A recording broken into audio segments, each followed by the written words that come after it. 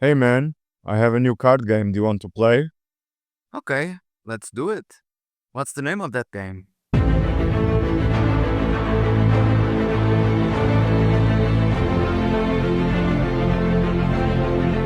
Oh, is that the rules book? No.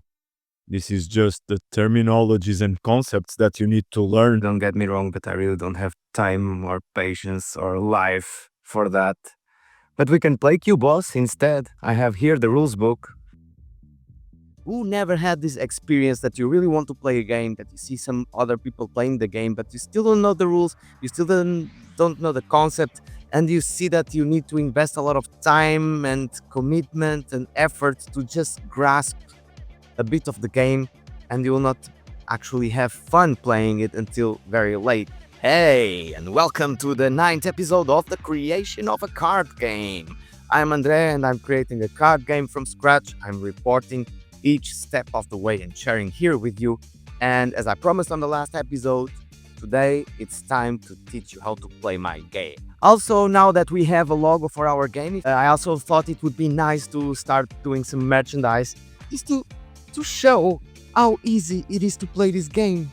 You just draw a card and you play the card. That's simple and more. I'm a semi-nerd. I like games, not homework. Or a TCG for people with busy lives. Q-Boss, your next favorite hobby. Just kidding. This was just to try some Temo t-shirts that I saw that were very cheap, but the quality is shit. So let's do this. Let's start with the basics. What is the goal of the game?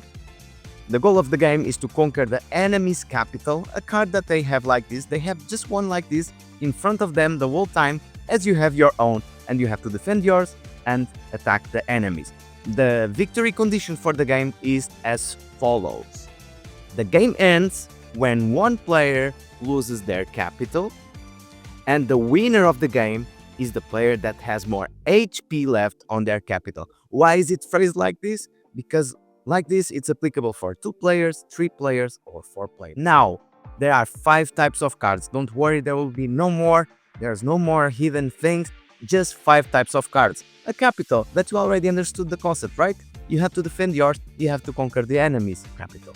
On this card, you can see that you have a production of 2 green resources and 1 brown resource. Here, the garrison indicates how many units you can have active in combat, and the next ability, it says what kind of resources this capital can produce each turn. Okay, so now we have the capital card. Next card is the obvious unit. What is a unit? It's a guy that fights. He defends, he attacks, he protects. Good boy, he's on your side trying to do the dirty job for you. We have also upgrade cards, though those can be either for upgrading the capital or upgrading the units. You already know what's a capital, you already know what's a unit. So this, you can attach this card and give extra features, extra powers, extra things to the card that this is attached to. Okay, then you have action cards.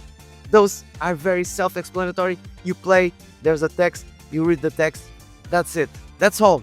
The next one is the Whisper card, which is pretty much like an action card, but you can only have 4 of them in your deck because they are very powerful. You can use them at any time, even if it's not your turn. They're very powerful. And those don't count as playing 1 card. You know, you can always play this no matter how many cards you played before. That's all you need to know. Let's go to the game. Now, just for you to understand what it means, the different symbols of the card, here on the top left corner, we see the cost of the card. So it means that to play this card specifically, we need to pay 3 resources, and we have this kind of rainbow color, which means that can be 3 resources of any kind. If it's like this, just a plain color, it means that it has to be 2 resources from the green type in this case. Then we can read the effect of the cards, of course, and pretty much that's it. For the units, you also have attacks. So after you play this card paying 2 green resources that you have your capital produce each turn, so you can play this card since the beginning, you basically can perform the first attack that consumes 1 resource from the green, or the second attack that consumes 2 resources from the green. This is the HP, so this is the life points of this unit, the same as the capital also has. Now, there are some units that require a lot of Nekthar to perform their very powerful attacks, and as a consequence of that, they can become wasted or OD'd after that. So for example, you have this effect that after playing this attack, this card becomes wasted. We have this little token to remind us that this unit is wasted. What it means wasted? This unit cannot play on the next turn. This one becomes OD, so it's a different effect we have on the reverse of this coin saying OD, which means that this unit cannot be used ever again until you play a card that removes that. Some other units require to flip a coin, so you just take one of these coins and you flip it, and whatever you get, it's what this unit becomes. To help us keeping track of the health points, we have these D20s, and to help us keeping track of the production of the capital, we have these normal D6s on different colors. Those are not mandatory, but will make our life much easier. Each player has a 60 cards deck, and they will shuffle in the beginning of the game, and after deciding who is the first to play by rolling a D20, let's just simulate.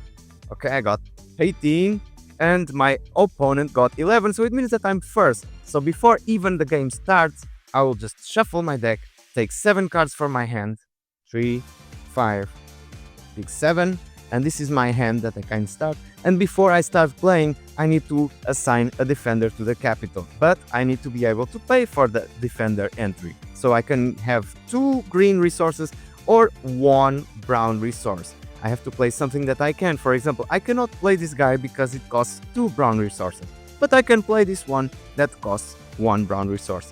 I assign my defender, the opponent does the same, let's say that does this, and then I'm ready to start. As I am the first to play, I cannot attack on my first turn, but you remember the rules of the game? Yes, you remember, because they are super easy. You draw 1 card and you play 1 card, always. 1 card is the top amount of cards that you can play per turn, and it's also the minimum. You always have to play a card. If you don't have anything relevant to do, anything applicable, you still need to discard the card. That will not count, but you still pay for its cost. So, this is my first turn. Probably one of the things that I want to start with is to expand my capital's production, because I cannot attack anyway. So I'll just spend my 3 resources from color, whatever color you see. I have 2 green and 1 brown, which means that I have 3 in total from whatever color. I can just attach this upgrade capital card into my capital, which means that on the next turn I will produce 2 green resources and 2 brown resources. I use these things to help us keeping track of that. So you see, 2 green, 2 brown, it will make our life easier. It's the second turn, and I will, you guess it, draw a card and play a card. As simple as that. For example, in this case, I already can play this card because I expanded my brown production into 2, so I will spend my 2 brown resources to play this card, and I still have 2 green resources to use this turn, but I can only play 1 card per turn, remember? And I don't have any attacks that require green. I cannot attack. That's my turn again. We go to our third round. So what do we do? You guessed it. You draw a card and you play a card. Let's just see what we can do now. For example, I can play this unit because I will spend 2 green resources, as my capital has, remember? And also my capital has a garrison of 3 units, which means that when I place this unit, I will be on my limit. I cannot play more unit while there are still 3 here. But let's go back to our play. We have 2 green resources, we spend it to put this little guy here. We still have 2 brown resources, so we can use, for example, this attack that costs 2 brown resources, will inflict 5 damage into our opponent, and it says that after this unit attacks, your opponent must discard a card from their hand. So we do the attack.